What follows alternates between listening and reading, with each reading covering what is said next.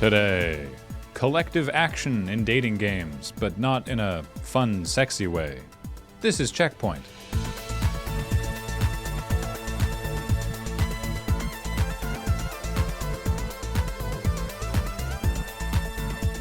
Welcome to CheckPoint, where I'm just so happy to be outside.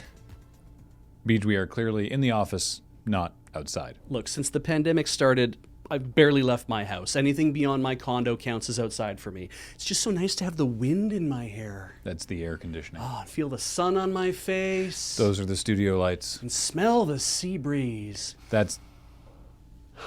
Actually, what is that? Why can I smell fish? Shin Megami Tensei 5 is coming out in 2021, a mere 5 years after it was announced. And since Atlus has released basically zero information about the game until now, it's time to put on our baseless speculation hats. All we really know is that in a 2017 interview with Famitsu, SMT5 producer Kazuyuki Yamai said Atlus wants to deliver a hybrid way of playing that combines the profound charm of Shin Megami Tensei Nocturne with the fun demon upbringing elements of Shin Megami Tensei 4, which, according to Megaten fans, is an extremely polite way of saying, don't worry, this game will be like the best SMT, not the worst one. So with that in mind, let's look at some screenshots. Here's our protagonist, who has an amazing haircut. And here's our protagonist being attacked by demons in a desert wasteland that was once Tokyo. Looks cool, right? If you've played Shin Megami Tensei Nocturne, aka the good one, it just doesn't look cool, it looks familiar? This is what post-apocalyptic Tokyo looked like in Nocturne. And here's the world map from that game. Huh. So does profound charm mean look at all these nods to the old fave? Or spiritual successor? It probably doesn't mean anything that Atlus is remastering Nocturne for Switch and releasing it before SMT5 comes out. Or does it? We'll update you in 2021 when we get more news. Enterprising Minecraft number crunchers think they've finally found the game's home screen world. This image, which adorned the Minecraft main menu for 9 years, was generally assumed to be a screenshot of an actual Minecraft world, but nobody knew what the world's generation seed was. And with this many possible seeds, it was going to take more than a little bit of luck to just guess it. Enter Minecraft at Home. Anybody remember SETI at Home? It was a computing project started by Berkeley Research Center that analyzed radio signals searching for signs of extraterrestrial life, and it did that by using the processing power of participants' computers while they weren't doing anything else. Like Bitcoin mining for aliens. But sitting between the weird capitalism of Bitcoin mining and the noble goals of searching for life beyond the stars is Minecraft at Home, a computer project that lets people donate their spare CPU cycles to Minecraft research. What is Minecraft research? Well, stuff like, what's the world seed for the main menu picture? Or, what's the tallest possible cactus? So far, they've found one 22 blocks high. Hopefully next, they can find more interesting research. I'm kidding, I love this shit. 22 blocks? Yo, what's the biggest lava lake? How many squids can you fit in a pond? You've probably seen ads for those mobile dating games full of love and drama and sexy interactive fiction. One of the most well-known, Love Struck, is made by Voltage Entertainment, and Voltage now has a whole new type of drama on its hands. A unanimous strike by their freelance writing team. It's unclear whether the strike will be successful, though. After all, from the little I know about freelance writers, there are a lot of them out there, and it's possible that Voltage might just cut their losses and find other people to write their games. But hey, those other freelance writers just might evaporate when they hear about the working conditions.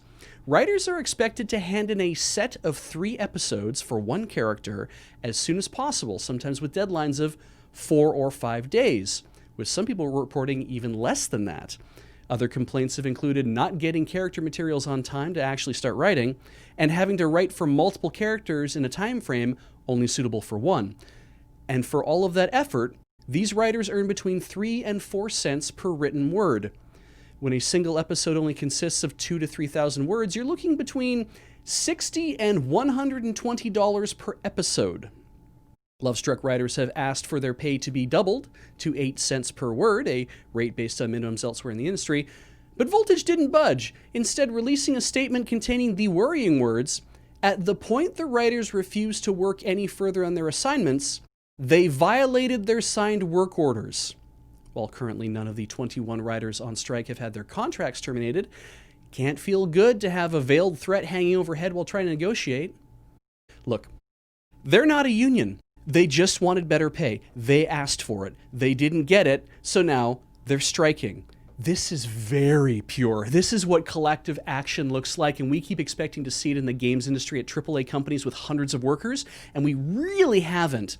And now we're seeing it from a handful of interactive fiction writers who work anonymously for a mobile game company. This is brave as hell. I can't handle it, Graham. We gotta move on or my heart is gonna burst. Okay. Uncle Sam is having to rethink his esports strategy after the backlash against the U.S. Army using video games as a recruiting tool. Following reports that the U.S. Army esports team was using fake contests on its Twitch page to trick viewers into signing up to speak to an Army recruiter, Twitch has made sure they won't do that anymore. Also, the Army has pulled out of an upcoming Twitch Rivals event, and in fact, haven't streamed at all in almost 2 weeks. Apparently, the Army is temporarily suspending all of its esports efforts, at least until things calm down a bit. Their Twitter account hasn't tweeted in over 21 days, except to congratulate the U.S. Air Force esports team for ruining them at video games.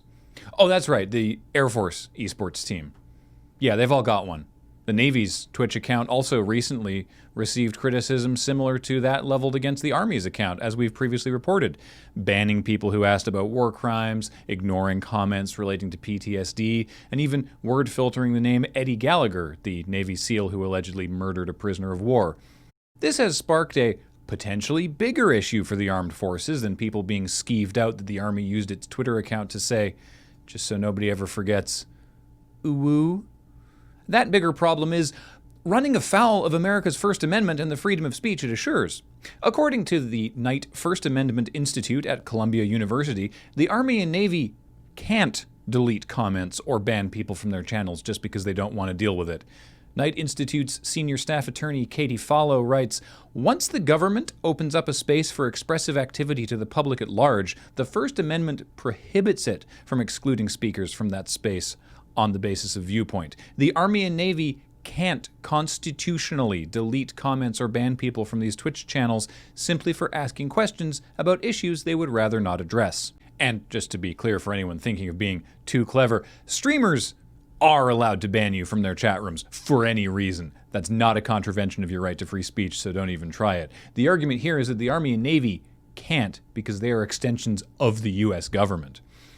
Beyond the Knight Institute, the ACLU have taken notice, and so has New York Representative Alexandria Ocasio-Cortez, who says she plans to file a measure that would prevent the armed forces from using Twitch or esports in general as recruiting tools because, as Ocasio-Cortez told Motherboard, it is incredibly irresponsible for the Army and Navy to be recruiting impressionable young people and children via live streaming platforms. Of course, there's no guarantee this amendment actually goes through. In fact, it almost definitely won't, but it's good to have the conversation.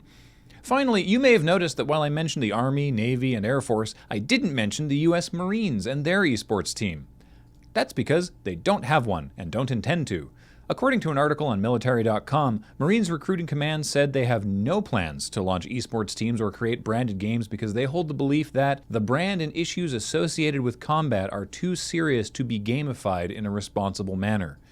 Which, yeah, tell your friends at the Army. Are they friends? No, actually, I understand that is not the case. Frenemies? Friends with benefits. I mean, I guess they can tell now.